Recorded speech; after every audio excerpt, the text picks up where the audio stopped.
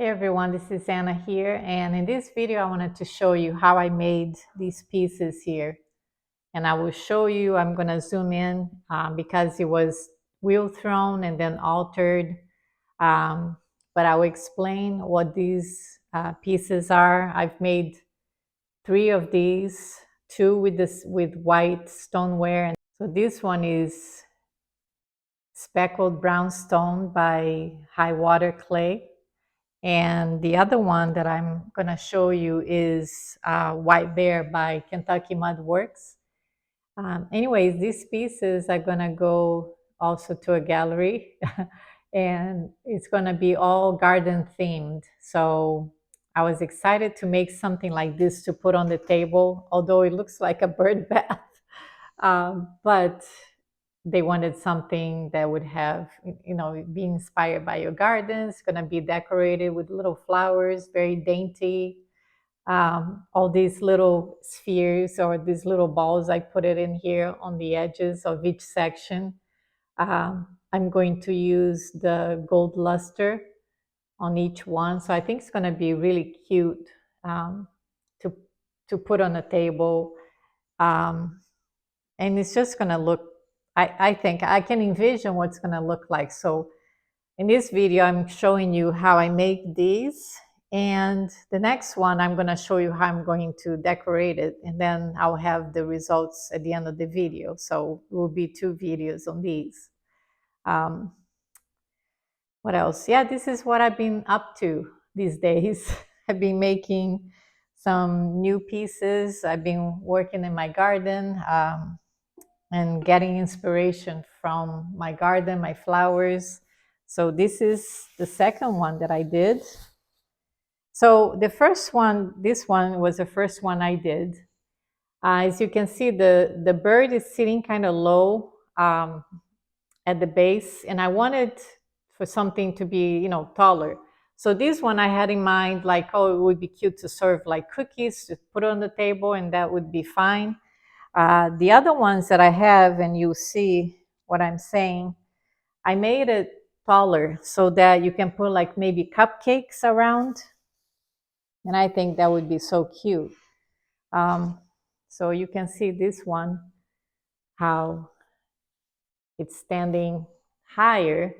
And so when this is all done, you will grab it by this. I thought about putting a little handle, but I thought this would be the handle. So you would grab it by the bird. And you see how I made this piece here is wheel thrown, the center. And I'll show you how I do that too. I made clips of everything, how I made it. And there is a nice tip here for you. If you either a hand builder or if you use the wheel thrower, and I will explain on the video, because what I did is I zoomed in, so I'll have the voiceover. But it's a nice trick to make things that are large with this large footprint on the bottom, because as you know, if you make anything like a platter or plates, you have to leave enough clay at the bottom so that you can take it out of the bat with the wire. And not only that, you have to trim, unless you don't want a foot. But if you don't want a foot, you could be thinner, but then the tricky part is to wire that off from the bat without wrecking it. So I have done it myself so many times that I came up with a system to be able to throw something on the wheel.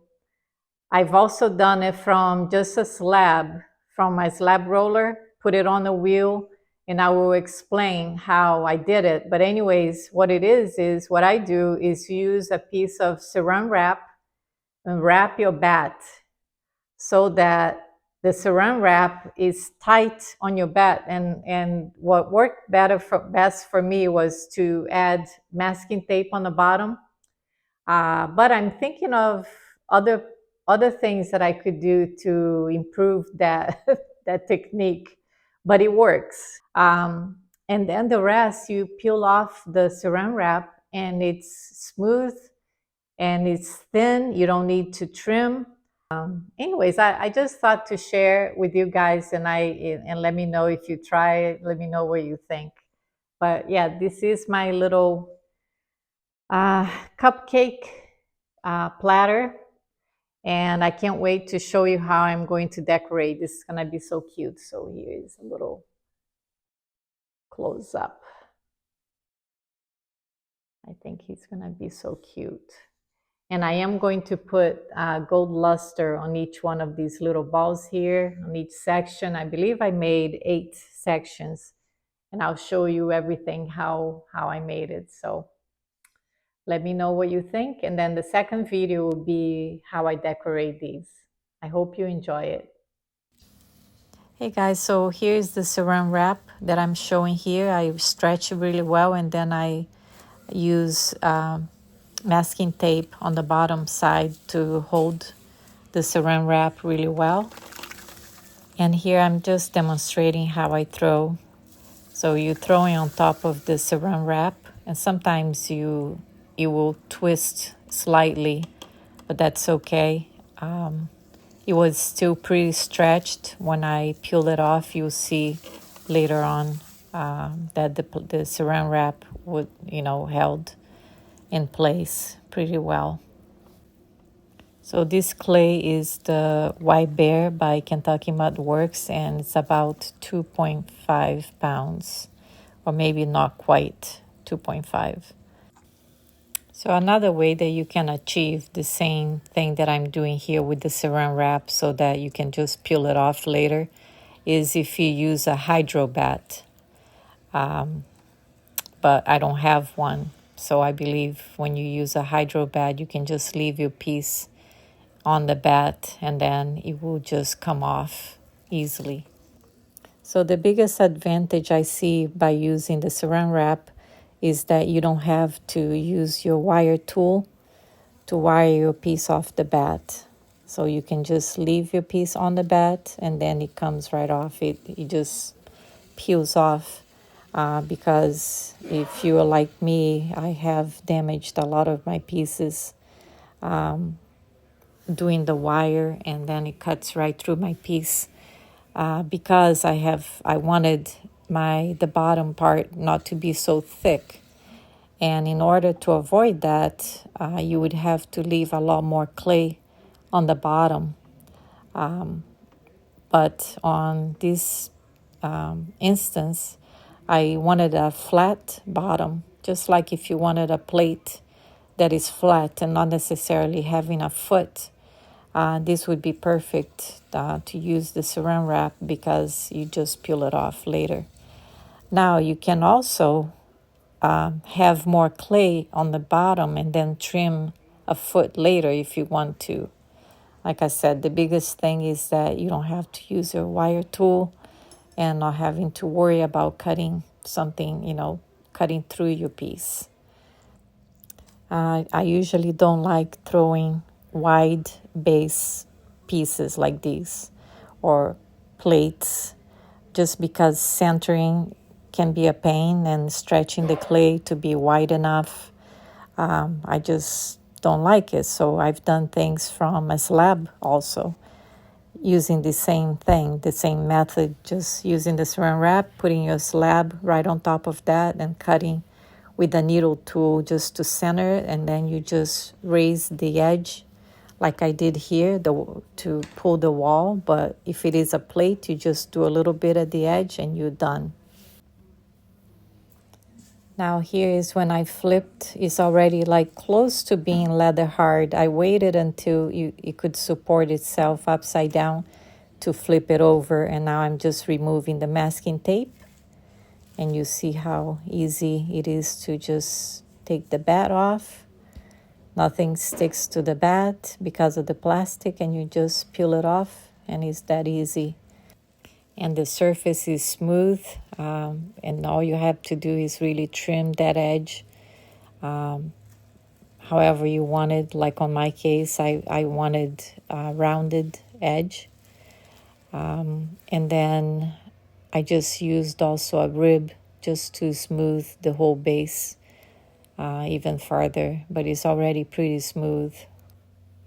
So now that I trimmed that edge, I just flip it over and let it dry a little bit more. And while that dries, I'll be making all the other pieces that goes with it.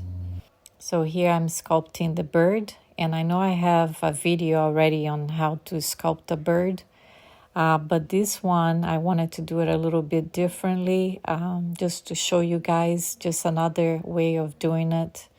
The other one on the video that I have, the previous video, I did it from a slab. And this one, since the bird was pretty small, I just decided to do it from a solid. Like I had mentioned before, you can do it from a solid and then just split it in half. And here I just decided to use a wire tool to split the bird in half. You can use anything, a knife would do also. But I do it so that you see that now that I have the two parts, I'm just using a trimming tool to carve out the inside to make it hollow. And I do make all my critters and frogs and everything that I sculpt is always hollow, unless it's something very, very tiny. But I usually hollow it out, everything that I make. So the reason for that is so that it dries evenly. With everything else, you don't have to allow any extra time for drying. It dries evenly. I hardly have any issues with, nothing exploding in the kiln, no cracks, nothing like that. So here I'm just adding some more volume on his face. He's adding his beak. I always like to make his cheeks a little puffy because he looks cute. And then I'm adding the wings, do the final touches, and that's it. So the bird is pretty much done. I'm just gonna add some more texture later on. Now here I'm throwing the base where the bird is gonna perch on. He will be perched up on these, it will look like a little, almost looks like a little candle holder. I just wanted something different with maybe like a sphere where he's going to be perched on. And that kind of goes with the little balls of clay that I used around the edges also that you see me doing it. I'm just doing these parts right now before I assemble everything. And it's always tricky to throw something small. It seems to be harder to throw something that's tiny than a larger piece. I'm using this handy tool here that I got, and I think it was from a pottery supply store, maybe my local pottery supply. If I can find the link, I will post it, but it's a little throwing stick, but it's little. It's to throw small things. And I'm reducing now the size of that sphere that I had because I thought it was too big, so I'm making it a little smaller here. And I'm just gonna cut off that part on the top. So it took me a little while to get to the shape the way I had it on my mind, the way I envisioned, but I got there. I had to cut quite a few pieces on this video because it was a long one just to make this little piece here, but it finally got to the shape that I wanted, that I was happy with. Now here I'm using a divider to mark the sections for the platter. I wanted to divide into 8. So I'm just following the lines on the template that I have in the middle there, where it says 8, and it has lines with numbers. So the 8 means it will be 8 equally spaced sections. So I just went and marked each space with a washable marker. That's what I use. And now I am showing you how I press on the side by holding on the inside and pushing with this tool. This is a wooden rib. And I start altering that way by rocking the rib back and forth, up and down, I should say, to create the grooves on each section. So here I'm putting that on the side because I thought you would see better. So I changed the angle of my video just so you could see a little bit better what I'm doing here. So you don't have to use the rib like this. You can use any other wooden rib would work, just so it's not so sharp at the edge so you don't cut through your piece. But you're kind of pushing the piece inward while holding from the inside. So I think it's neat, this design. It almost makes it look like a flower, the platter with the sections. I like stretching the clay. I used to alter a lot. A lot of my pieces were altered, and I really enjoy doing this. So now I'm just stretching the way I'm holding here, now holding with 2 fingers on the outside and pulling the clay with my 1 finger, making the rounded edge on each section, as you see here. Always make sure it's wet. So my sponge is pretty wet, so I keep wetting everything, the inside of the wall and the outside, so you don't get any cracks. Now here I'm using a little wooden dowel. Actually, this is for like a doll making tool for the eyes, and I create anything that has a rounded ball at the edge just to make a little divot on each end of each section, and then I'm adding little balls of clay and attaching them. Now you can also use a slip trail bottle and use a slip to create those little balls if you wanted to. I've done it that way before too, but I liked just using little balls of clay.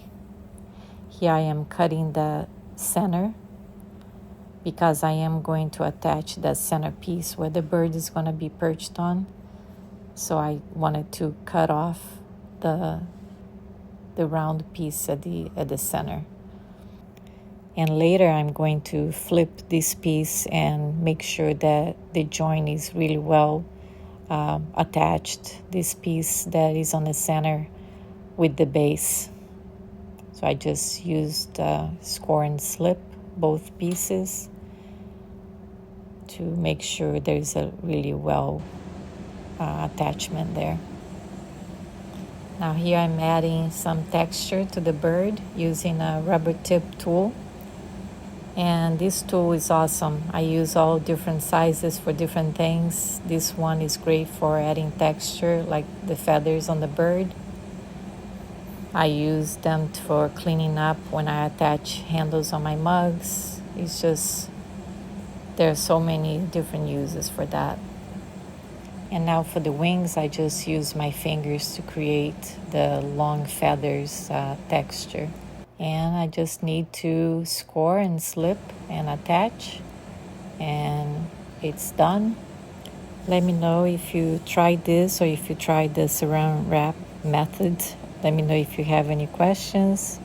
I am glad to help. Thanks for watching again, and I appreciate you. And don't forget to like and subscribe. This really helps my channel.